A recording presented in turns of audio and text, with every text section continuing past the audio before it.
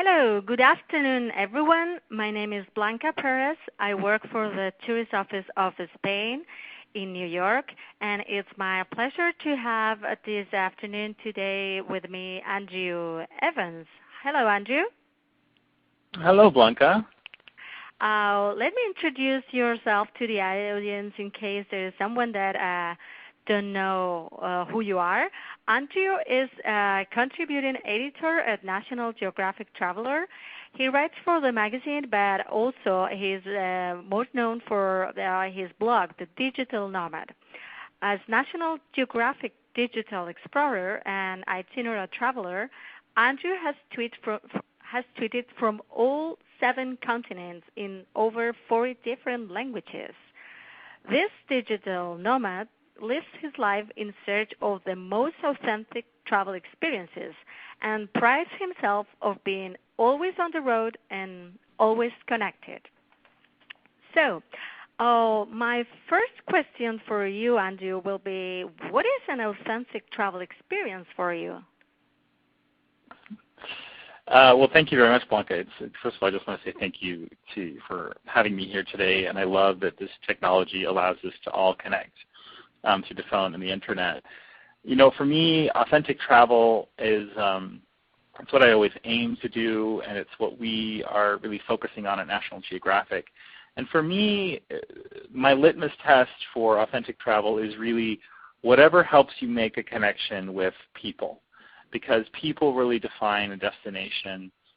People are the ones who carry culture, and so I'm always looking for a way to connect to what people are doing. So any place I can go where I get to have a conversation with someone or get invited into their world, that's exciting for me. But it doesn't always have to be people. For instance, a couple weeks ago I was in Texas and I got a horse and rode my horse on the beach for 3 hours, and for me that was very authentic. A horse is part of the culture of Texas. The beach was a historic beach where there was a Spanish ship back in the 16th century that shipwrecked, and the horses swam to shore, and they became this wild herd of Mustangs. And so I was on that beach called Mustang Beach, and for me that was an authentic travel experience. Yeah, I do agree with you that meeting the locals is the best way to visit any country. And you seem to be very passionate about what you do, and I would like to know, how did you first start your career as a travel writer? That's a great question. I get that question almost every day. People tweet to me or write to me and say, how did you get your... No, it's a great question. They're like, how did you get your job? They ask how they can get my job. And really, it wasn't, before it was a job, it was just something I was doing anyway. I love to travel. I've always been traveling. I took my first international trip when I was 16 years old, and I always wrote. So I always traveled for myself, and I always wrote for myself. But in terms of my career as a travel writer, I was living in England, and I was in graduate school, and I decided, this is really what I want to do for my career, is to write. So I just started writing and sending stuff off and getting lots of rejection letters. And then I finally, there was a writing contest for a travel magazine that I entered, and I lost. But I got a very nice rejection letter from the judge, and the judge said, that she really liked my writing.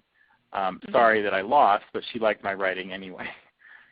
So I wrote her back, and then I called her up, and I just kept throwing stuff at her for about 6 months until I got my first book deal. So it was a lot of persistence. Persistence, yeah.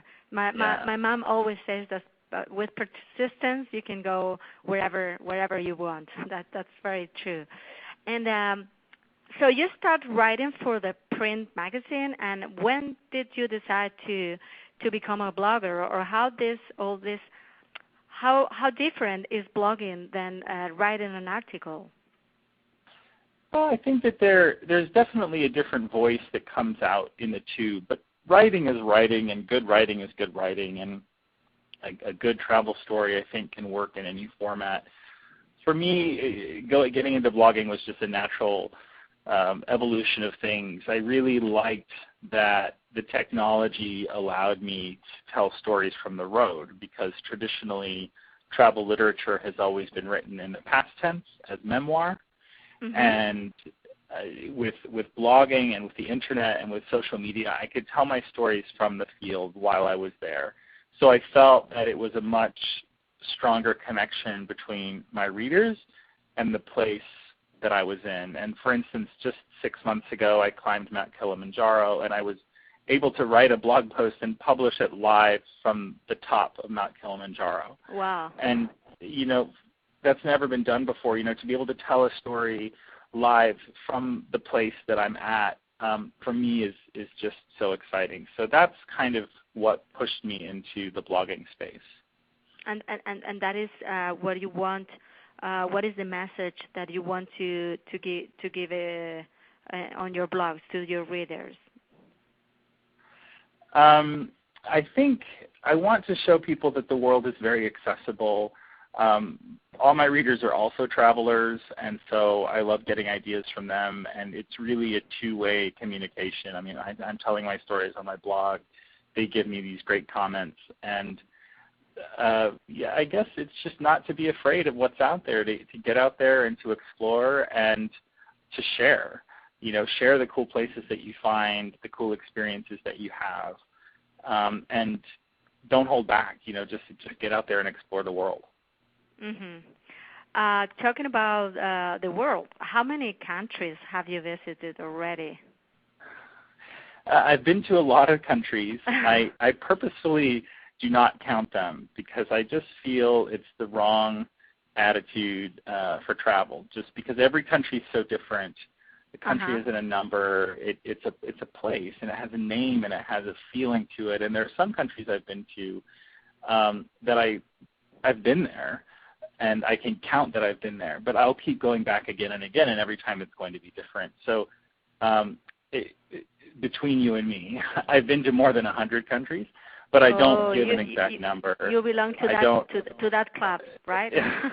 Well, you know what? It doesn't matter, because even if you've only been to one country, or even if you've never been to any countries but you dream of going to a particular country, I think all travel matters, and it's not a contest. And like I said, there are places that I've never been to that I really dream of going, but there's places I've been to, like Spain. I've been to Spain 3 times, and yet I've seen nothing. You know, it's such a big country, and there's so much to see there. And so it's hard to say, well, I've been to Spain, so I'm not going to go back, because I feel the opposite. I've been to Spain, and I've had a small taste, and now I just can't wait to get back. Yeah, let's talk about.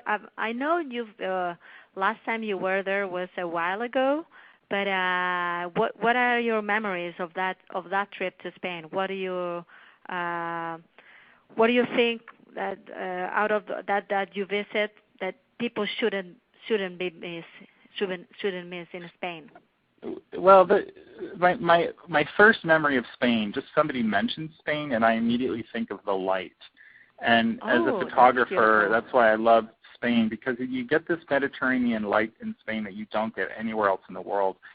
And the sun is such an important part of the culture in Spain, and the food and the lifestyle, and it's a different rhythm of life.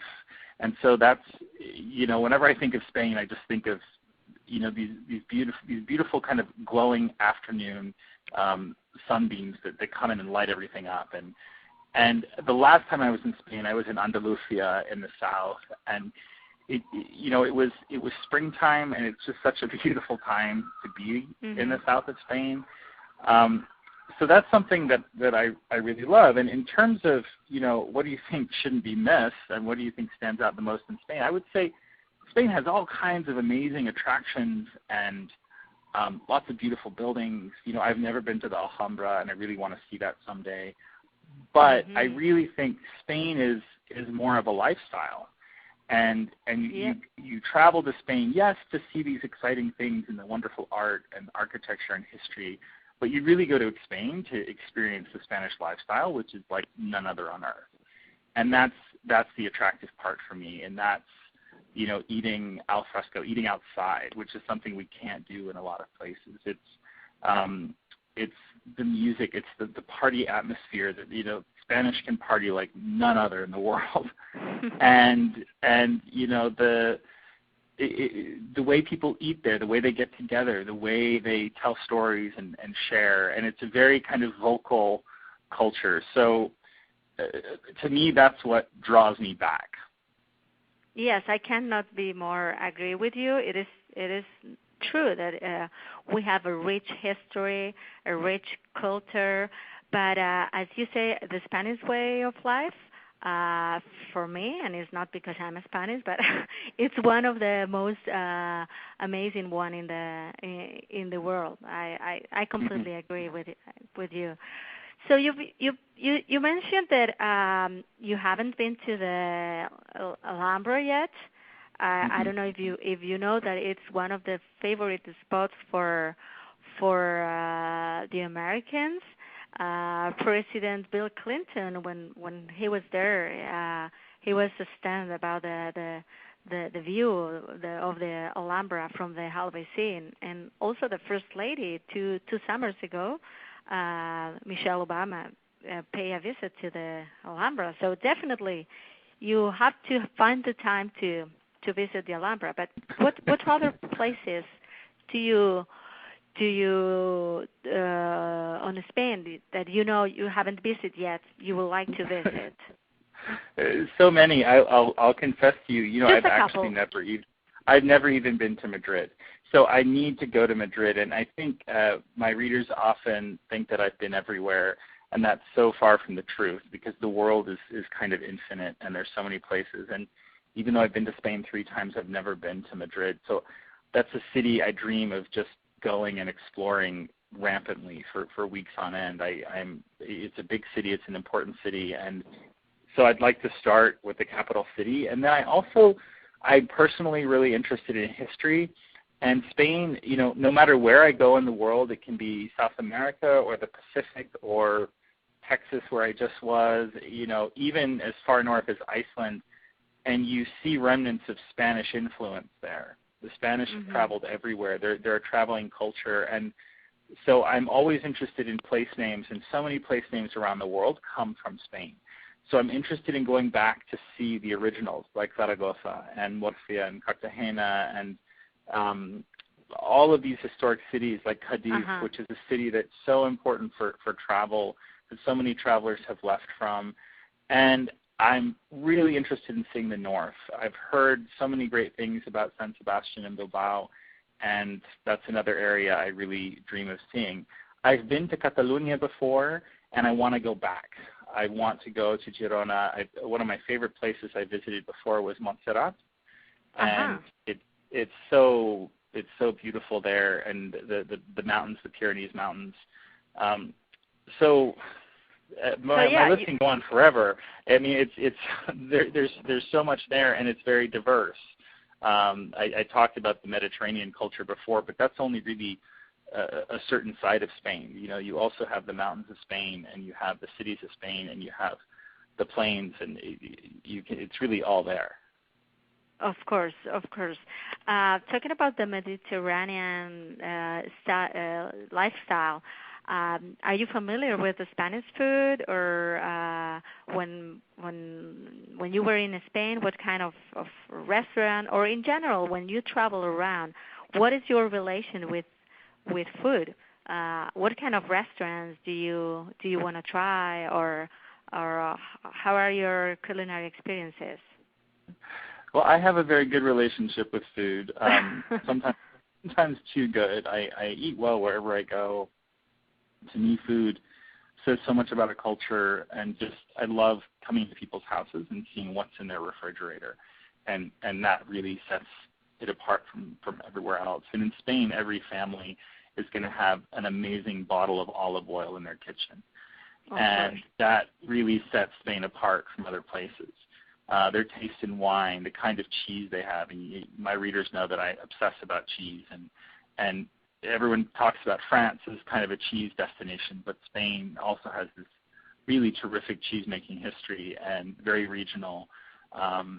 You know, I love manchego. I love all tapas, and I think it's fascinating to me that Spanish tapas has become kind of a global cuisine, that everywhere you go in the world. I can be in Moscow or New York City or Sydney, Australia, and there will be a Spanish tapas bar that's serving chorizo and manchego and, very distinct Spanish dishes, and especially the ham. You can't go to Spain and not have the ham. It's the best. Yeah, that's true. That's true. Especially what you mentioned about the olive oil. Spain is the first exporter of olive oil in the world. Many people don't know that. They just think that olive oil is from Italy or from Greece, at least in the United States. They know we use olive oil, but that we are the first producers. That is something everyone knows. I have a question here from the audience, and they say, "Hi, Andrea. Have you ever been to the Canary Island in Spain?" You know what? I have not, and You haven't?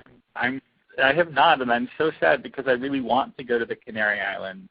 And that's a separate. I mean, it's for those who don't know and are listening. The Canary Islands are really, closer to Africa than they are Spain, but they are Spanish. They belong to Spain, and they've been part of Spain for such a long time. It's a very important history, and it's also really important again for travel because it's been the traditional stopping off point for sailors before they cross the Atlantic.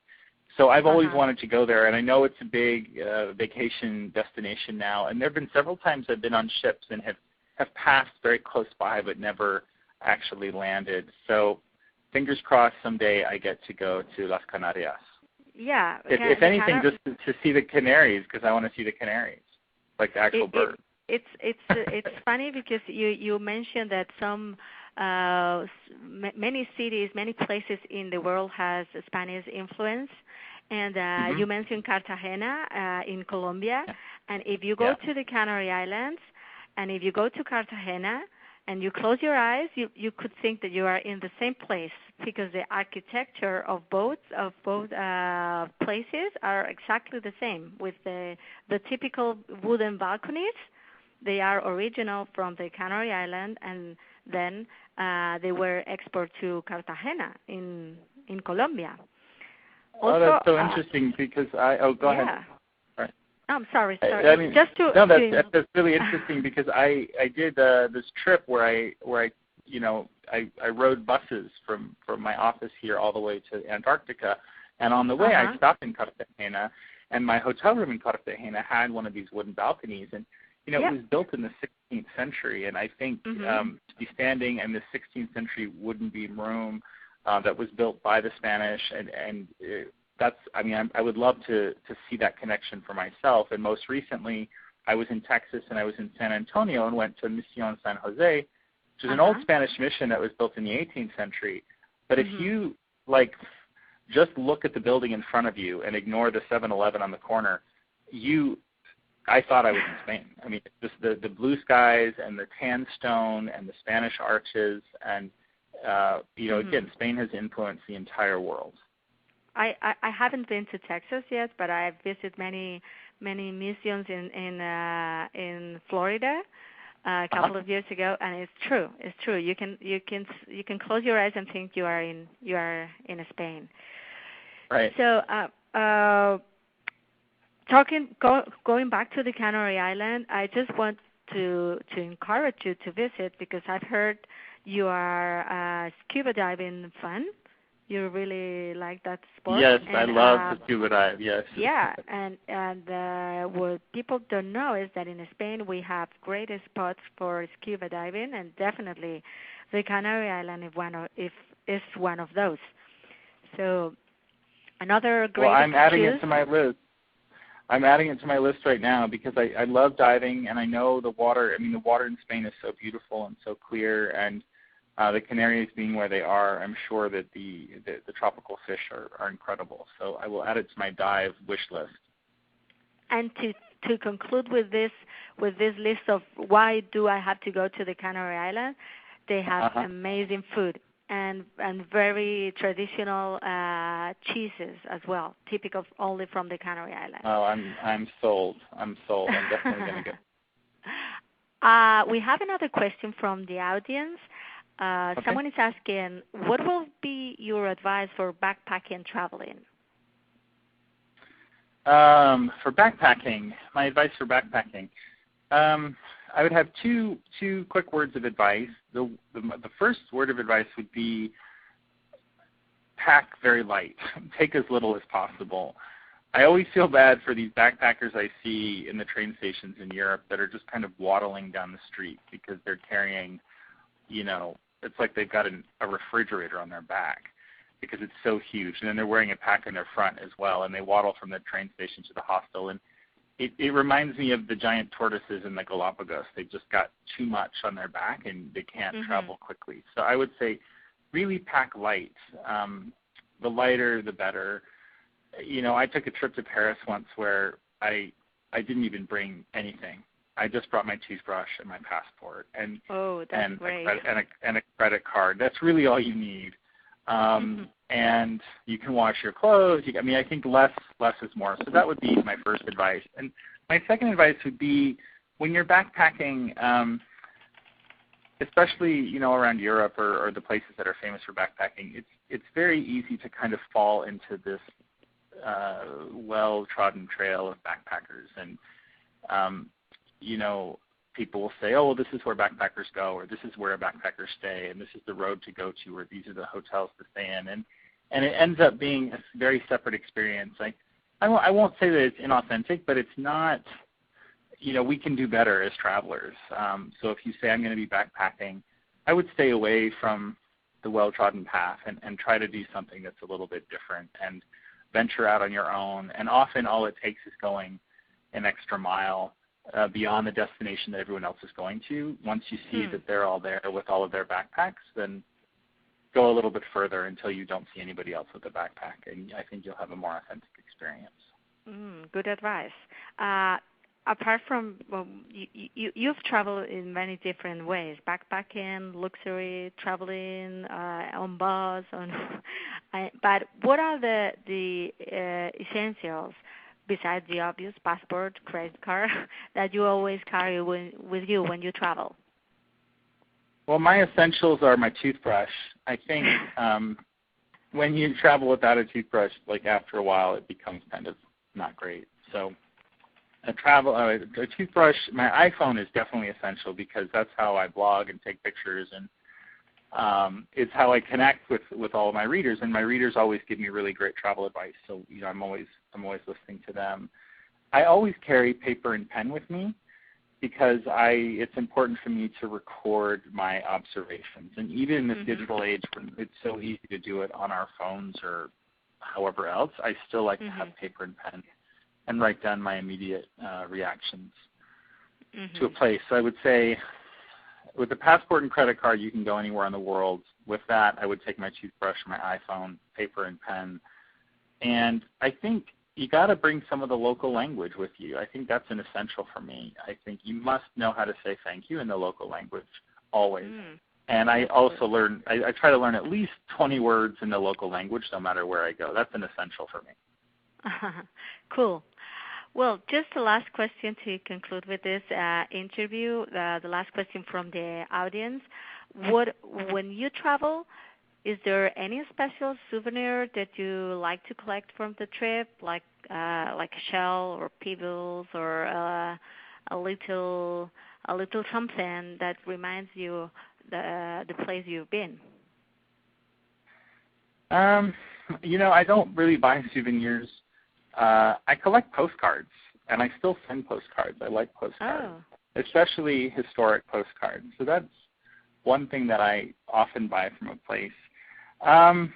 In terms of shells and pebbles, I used to collect sand. I collect sand from all over the world, from beaches and everything else. But I think you also have to be careful about what you take from a place because you don't want to harm it and you don't want to encourage everyone to do it. So if it's I don't take things out of a national park, for instance. And on Padre Island, though, I collected shells, so that is true. I tend to attach memories to things, but really the best souvenir I think that you can bring back is just a good story from a place, and to me that lasts a lot longer than a lot of these things do.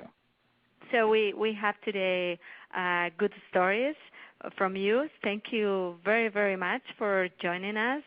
Thank you very much, all the people attending this webcast. Let me remind you that the Conexión Spain Virtual, our virtual trade show, will close tonight at 12 p.m. We have more than 40 exhibitors, hotels, travel agencies, tour operators, airlines that are online willing to help you to organize your next trip to Spain. So don't hesitate to visit at least 10 of them, and you will be eligible for one of our more than 20 trips to Spain that we are raffling next week. Thank you very much, Andrew. Hope to see you soon. Thank you so much, Blanca. Okay. Hope to see you soon in the Canary Islands. Bye. I may end up there. Thank you so much. Okay. We'll see you soon. Bye. Okay. See you. Bye. Bye-bye. Bye.